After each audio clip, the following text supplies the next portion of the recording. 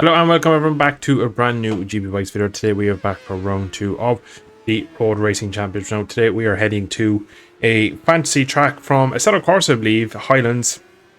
Set somewhere in the hills of Scotland. It's a really interesting track. We'll see here in a second as we kick into qualifying. Later on in the video we will go to the very famous Oliver Mount. Two tracks that pretty much had never any interest or knowledge of. I've never touched this track until the earlier in the week. I had some dealings long ago with Oliver's Mount, a couple of laps and some onboards of it, but coming into both these races, this is the first time that we come into two tracks that base were unknowns, and short circuits are pretty easy to pick up. You kind of go, right, I can brake there, I get away with this, but learning street circuits or road circuits is a completely different kettle of fish. So this one here was absolutely just, you can see it's just up and down, really fast, really bumpy. You'll see in the races it gets pretty hectic. You can see this section here. Look at how just the road just drops away from you, and the bike just starts getting very nervous. And a lot of your braking points aren't consistent because you can get really good runs out. You can see here we're going across this really big bridge, and in a split second now we just drop off the face of the earth. It's on the back wheel, and then we go over this lovely little humpback bridge. And up until like the very last race, I still wasn't sure how to take half this track. I'd learned the layout pretty well, but for me, I kept finding different ways to try things, and this is a track I kind of wish I had nearly 2 or 3 weeks to practice for, or even if it was just a race weekend where I could practice just this track, because it really was one of those ones where it was such an adventure to learn it and just trying to get up to speed in it. I started off like the mid 220s. We ended up qualifying on the front row, which was really important for this race, and unfortunately that was my last stop in qualifying. You saw there. After that then my PC had an absolute nightmare.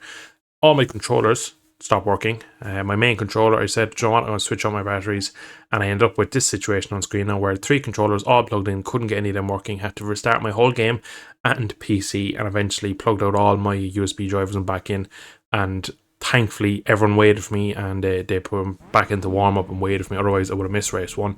But because of this mess, I end up starting race 1 with a really random controller I hadn't used in 4 years, with batteries I didn't know if they were charged or not. So we're on the start line here, green light, get a decent-ish start. Billy Jones absolutely launches away, and come into turn 1. I'm basically on a controller I think it was about 3 or 4 years old I haven't touched. So again, I wasn't sure if everything works on it, didn't know how worn the triggers were, the thumbstick and stuff. So get into turn 2 here, and I got hard on the brakes, and something just didn't feel right to me. I felt like the trigger was really soft. Unfortunately, we run very wide and tagged the wall. Lucky to stand there really.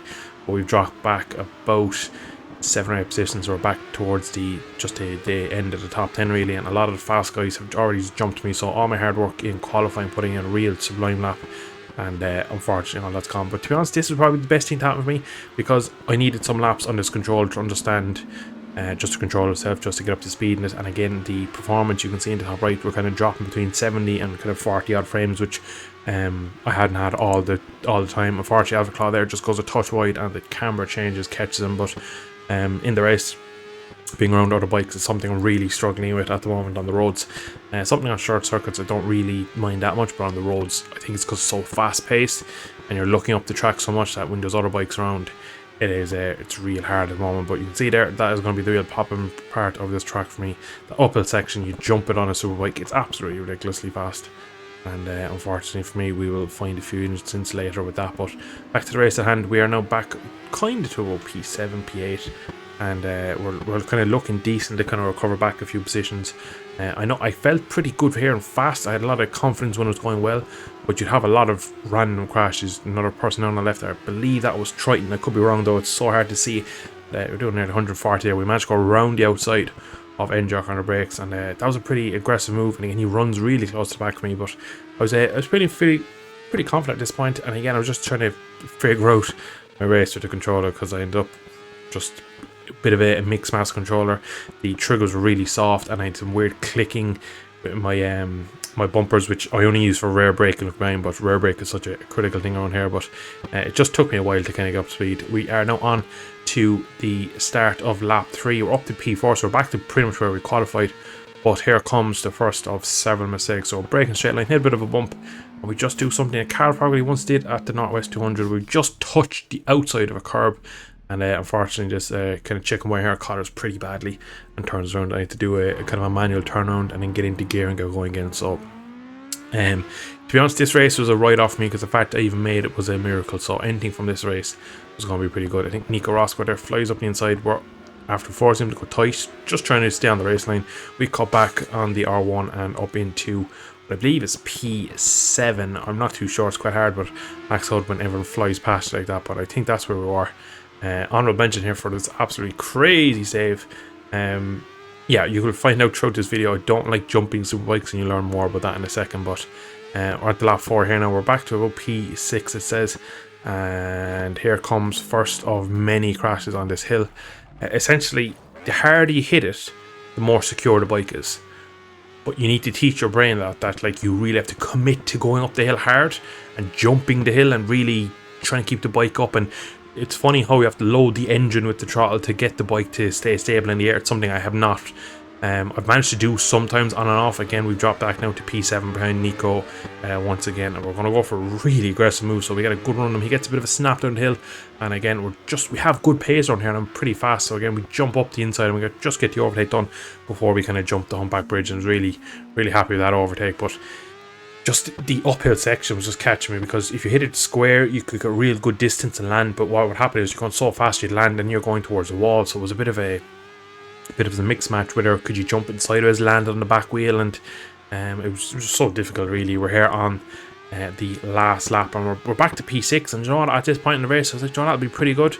But yeah, my luck wasn't done yet. We come up this hill here, and just again I don't commit to it right, and it's so hard at the time to think of this, because you're just thinking I need to get over this hill nicely. But unfortunately we end up finishing P8, so we try a couple of positions. Wasn't too frustrated with this race because, again, ran the controller. I was running up and downstairs looking for batteries, because at first I couldn't get the controllers to switch on, which I thought was a battery issue, and then I was getting different controllers. They were all doing the same thing, so then I thought the USB kind of dongle had died, and then there was so much panic. By the time I was starting my game back in, I'd been up and downstairs, I was running around looking for controllers, so it was a real crazy time. So when we got to race 2, again, front row, I thought to myself, this would be a good chance. Now we have speed, and I made a critical error. You will notice I'm in neutral, and I don't realise until the lights goes out. I go run, and I go into first gear, do a bit of burnout, go backwards. So yeah, race 2 is not off to a great start, but again, look, we have good speed, so I'm thinking, look, it's not the end of the world. I can pass people. I show that in race 1, even though I wasn't that comfortable, and a lot of people will crash. I just need to be someone who stays on the track and stays clean and consistent. Now, I was a little bit worried coming into this race how I'd fare on the mountain hill section where I was taking jumps, and it's going to be a real difficult challenge. You can see there the Honda to my right is lagging so much. Hollow away, I believe, or Hollow Odie, he's going to feature a lot lately with the lag in the next few races, but he throws it on the outside winner nice and cleanly. But just with them lag and the input, you just don't know what's happening in here. I believe Mystic Prune on the Suzuki just goes a little bit deep, and into the barrier he goes. So that's one position again back immediately, and there is, I believe that was Alpha Claw, and that leaves my teammate X1 just around the outside after basically roll and try and pick the bike up. So I was off the optimal line on the entry to the fast right left chicane. You can see how the bikes are really getting upset by the bumps, and I feel a lot of the time with just the braking with someone in front of me, I get a lot more nervous. You can see there my teammate has got caught out as we almost get slapped by our sister bike. Again, I keep doing that emoji or the animation in so many of these races. It's more of a kind of a reflex where I like try to move my hand and I just kind of catch it. I don't actually mean to do it. It keeps looking like I'm trying to show off or something, but it's not intentional. But it's been a decent start. We got back to P5 and we're motoring here now. We're on to the end of lap 1 and we're picking up another position. That's Alpha Class. I don't know who crashed a while ago. Just too many people crashing. It's so many bikes thrown around, and again, you're traveling at such speed, it's quite hard to keep an eye on it. Now, we've been behind Endrick for a few laps. I am quicker than him, but I made a couple of mistakes, and I got to a point where I was kind of getting frustrated, and I started to risk a bit more. And yeah, that one was, I think, didn't have the bike upright. All I have is negative thoughts when I see this hill at the moment. Yeah, it was just at this point. I remember I unfortunately didn't record my audio, but man, I'm pretty glad I didn't, because the language I use at my computer screen, I don't usually get angry at my own mistakes, because I try to be lenient with myself, because look, you make a mistake, you're on the limit. But I absolutely went ballistic over that one, and really I was just getting annoyed the fact that how everything kind of went wrong. The issue a while ago with the controller, then we did this. What was that? I hit a wall. Yeah, more absolute mayhem going on for me. They're careless mistakes or sloppy, they're lapses in concentration. We're somehow still in P5 on the penultimate lap. This hill here we come again. Is it going to be another crash? Could have saved that one if we didn't land on the grass. We were catching Alpha Claw. I think I had a bit of pace over Alpha Claw and could probably got a P4. Would have been great to get away with a good result. I was kind of coming out of the 2 rounds. This track was the one I was actually looking forward to more than Oliver's Mount. Oliver's Mount is really naggery and a little bumpy place. It's really difficult. And this is just more frustration than annoyance. I just rode straight into the fence. It just shows the road circuits I'm just not cut out for. We do lose 2 positions here. But unfortunately, Hollow on the outside goes wide, and that is Billy Jones, I believe, who's just gone straight on at that really tight left-hander. So we have a bit of time left here in this one, but we're going to really push on now and try and get some clear track, because I feel at best when I'm on my own, you can see he's a huge mistake there in him, and we just slide up the inside of him. So thankfully we've gained back to 2 positions we've lost, and for the most part I felt pretty good. I felt really fast, but just as we cut to this part of the track again, I just don't understand how to take it really, and take it pretty cleanly there, and yeah, take it nice and cleanly that lap. I really pushed on this lap to try and do it, and I think the harder you push it sometimes is better, because the bike's kind of, it's funny, right? The bike can tell when you're nervous. When you're nervous and you're kind of tense, you kind of put that into the bike and it doesn't react very well. And I think a lot of times after the first kind of maybe lapse and concentration going up that hill, it probably caught me off guard, and the fact that then from there on out, then I was a bit tense, and I think that showed in my riding, and I just didn't really do what I needed to do going up them hills. It really caught me out, and I think as well we're doing nearly probably 120, 130 miles an hour going up a hill, and thing is dancing on the rear wheel. You're going uphill, you want to go left, and then it goes downhill again really fast. So that section of track was a real issue, but there'll be plenty more jumps later on in the episode when we get to Oliver's Mount, because that is another track. You can see how really gingerly we take it here now on this final lap. P5, the grand scheme of things, after the weekend we had here at the Highlands circuit. I'm actually not too disappointed at that. Looking back, my pace was good. I just couldn't really get on well with the track in terms of the mistakes I was making and the frustrations of race 1. So I reckon I felt like I maybe could have fought for the podium. Endrick gets P3 in this one, and I just felt like I was a bit quicker than him for a lot of the laps, so it was a bit disappointing to be P5. Overall, you kind of have to take what you're given on these race tracks. You can't really push like you would on a short circuit. Now here we are at Oliver Mount. We are, for the first race, going to keep in the qualifying lap. The first round, this is going to be of a full qualifying lap, because usually tracks are pretty long. Apparently this is exactly what it looks like in real life. Now I know it's a pretty back end, weird, annoying little track. Uphill here, it's so narrow. It's really narrow. It's quite fast. You don't probably realise it on here. This qualifying session, we're currently in P5. There's about 4 minutes left. And this lap here, the lap time we set is 3.5 seconds quicker than we've ever gone around this track. I don't know how I found this time in qualifying. Probably just kind of will and determination. I think on the Sunday of the races, I learned something slightly about these bikes. Now, whether it's kind of a bit of an issue or not, but I seem to be able to use it for pretty good straight line braking. I also used it at Highlands, but it didn't seem to work as much. Not too sure why. I think because there wasn't a lot of heavy straight line braking. But I've kind of figured out a small little trick, or I suppose a little insight to what I need to be doing, and I was able to make the bike so much more straight line. Stability was so much better at Oliver's Mount, which is something I had such issues with, because you get hard on the brakes and the bike was doing things I wasn't liking. And it's actually a riding technique. It's not. I'm not going to give it away, because I'm slow enough as is. I need all the help I can get. But unfortunately, we got touch deep here in this very difficult little tight hairpin, and funny enough, that mistake probably has cost me pole position. You'll see in a second here. Again, there's more jumps, so you kind of drift over that there in 5th gear, 140 miles an hour. You jump that, land on the rear wheel. Yes, there's more jumps. Yes, I'm afraid for the race what's going to happen. We come into the last right, left, right, and we are absolutely pushing the limit. You can't push at this track because you just get bitten so easily. And out of the last corner, up to 3rd gear, and across the line, less than half a tenth off of Billy Jones, the alien, and we get our P2 on the grid, which is really good, because everybody knows turn 1 is going to be an absolute hellhole on both races. So qualifying was ridiculously important. If you're getting the front row, which I did, it was going to be pretty essential to maybe surviving the carnage going up the hill. Now we have 4 red lights. This time we're in gear. Fair play to me. We get a pretty decent launch. Maybe not as good as Billy. He just seems to gap me in the initial, I think, a bit of a wheelie, but again, brake pretty calm. I stay central, he goes wide. You can see that was Triton's R1 flying past. and we've managed to escape it. You can just see here he has a bit of a moment to go straight, and that is hollow behind to very laggy, and you just see the carnage that unfolds here.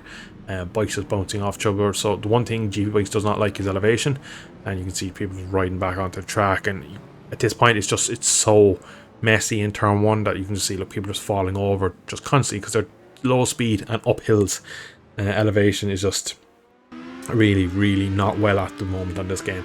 So this track, even when you're riding well, it's so difficult to get around. So at this point, alright, gets up to P2, stay P2 from qualifying, and I knew I didn't have Billy's pace, so what I was hoping was if I could just stick with him. But I was still a bit tense because it's the first race, and race 1 I found is always a lot more tense than race 2.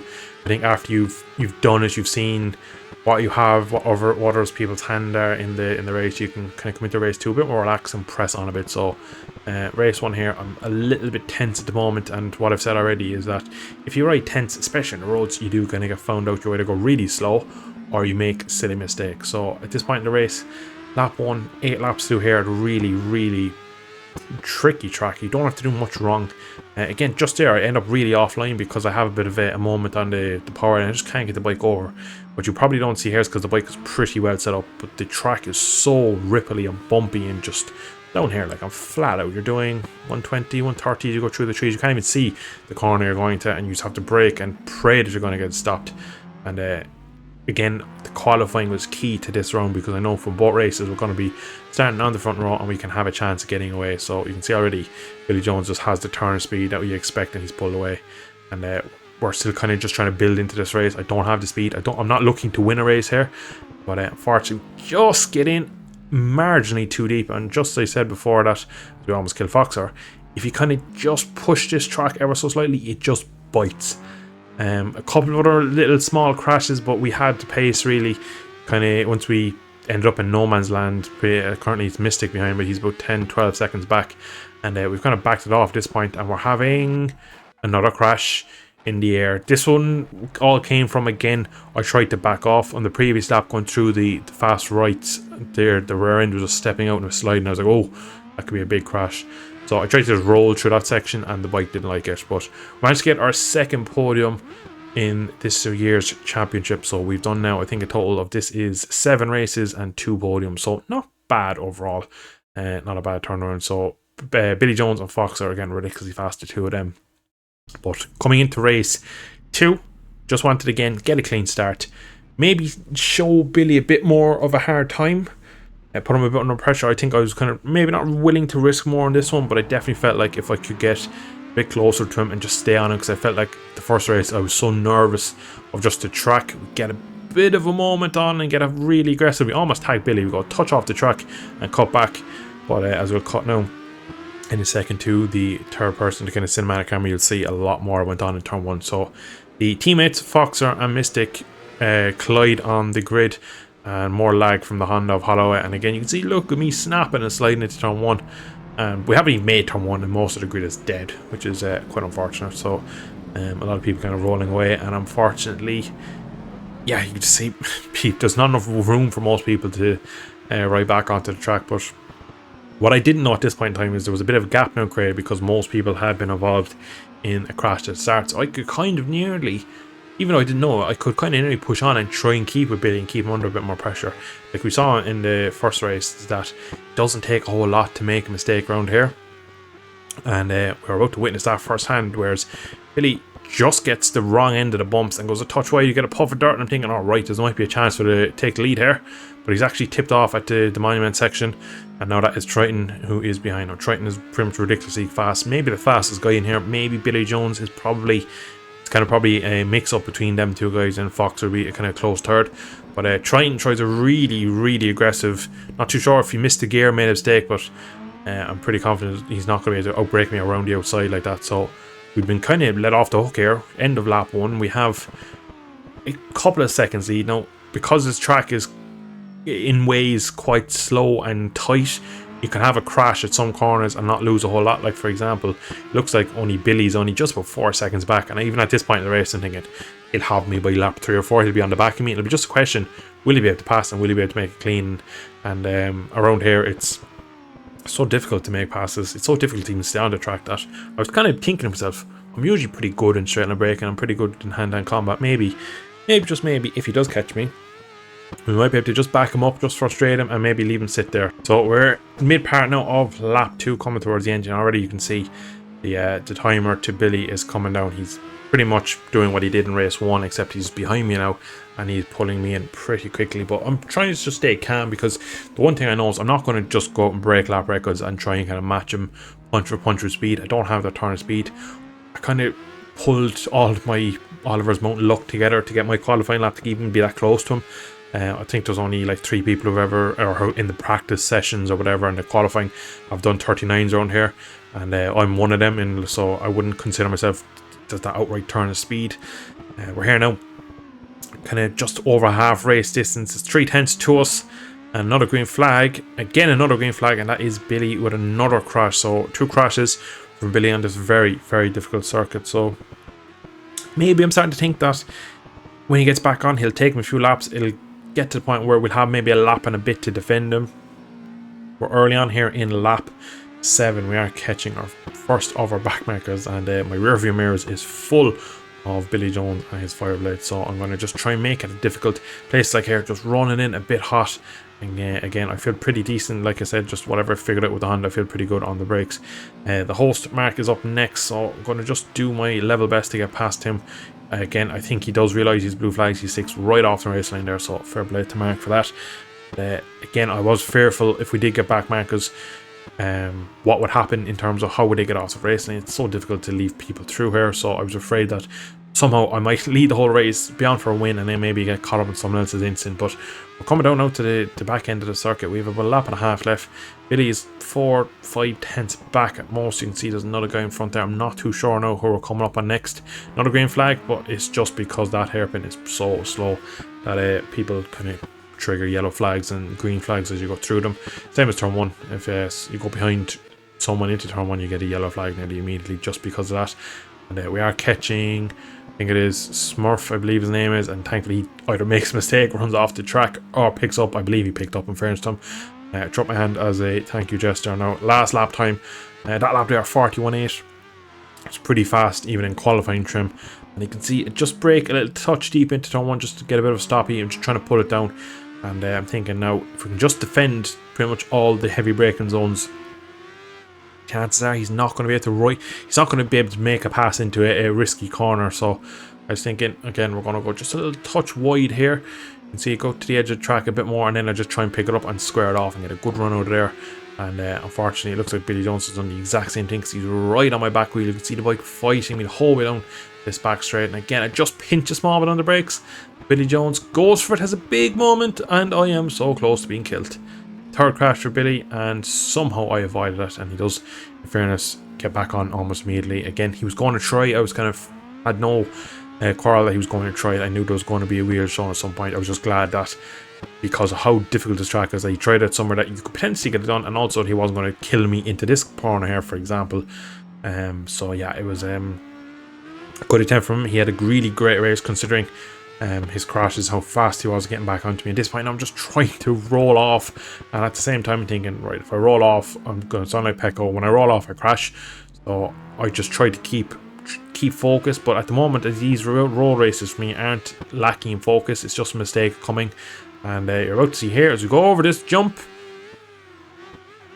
We didn't crash, but fuck it, we nearly did. So yeah, very, very close. Risked a lot there because I didn't commit to it. I kind of rolled, and then I rolled the throttle, and we are going to get our first win of the season. 3 podiums now in 8 races, and that is a very, very good result. I was really, really happy with that one to get a win, and it's such a kind of a queer track that is Oliver's Mount. It wouldn't be a track I like. It wouldn't be a track that I'd say I go well at, and most of the practice sessions there didn't feel good, and I eventually managed to kind of get the bike dialed in somewhat, but it was one of those ones where kind of the performance came out of nowhere on the Sunday, but even I think qualifying really is what got me my podium in race 1 and the race 2 victory. Now we are going to leave there. I hope you have enjoyed.